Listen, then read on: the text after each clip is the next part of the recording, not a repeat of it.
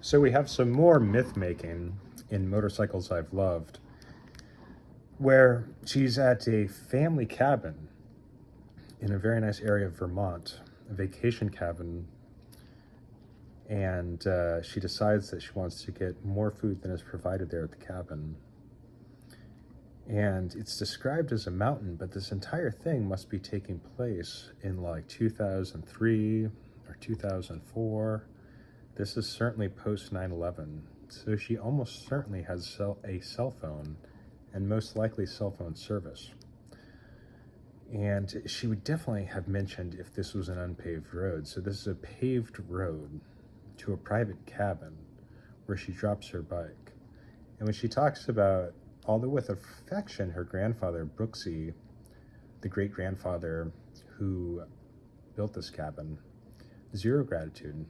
In fact, gratitude is an emotion you really don't find in this book. In some sense, she uses the motorcycle as a cudgel against her parents when they put the X-nay on international travel after the 2002 Thailand bombing.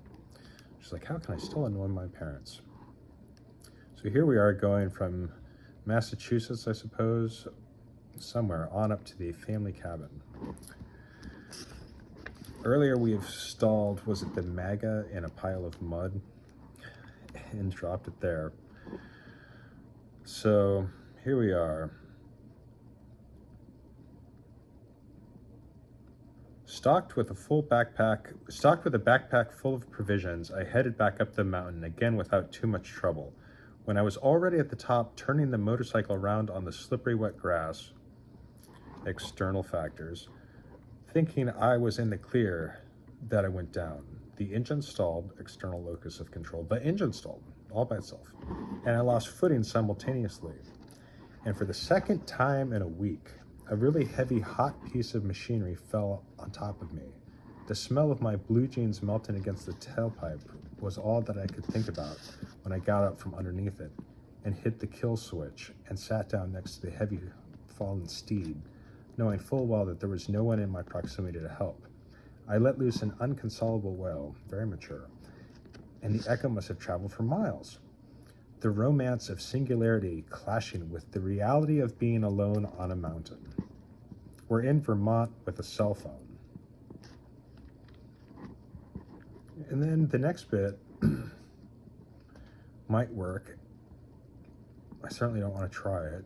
Sounds like a good way to get hurt. As she can't lift up the motorcycle, doing the lean against it method, I had an idea. I went over to the porch and found a thick block of firewood and brought it over. I lifted the motorcycle as high as I could with the method described above, kicked the wood underneath me, so now she's able to be on one leg, but she couldn't lift it up with two. Maybe, sounds like a good way to snap city. Kicked the wood underneath the bike to prop it up while I readjusted my feet. Then I lifted it a few more inches, pushed the block further back toward the tires. From there I walked it upright, flipped it on the kickstand. Maybe that happened. I could see that working out. But just the idea that we're on a mountain alone. We're at the family cabin, dude.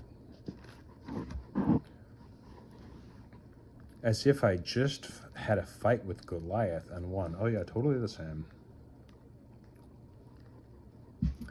She let loose a victorious battle cry.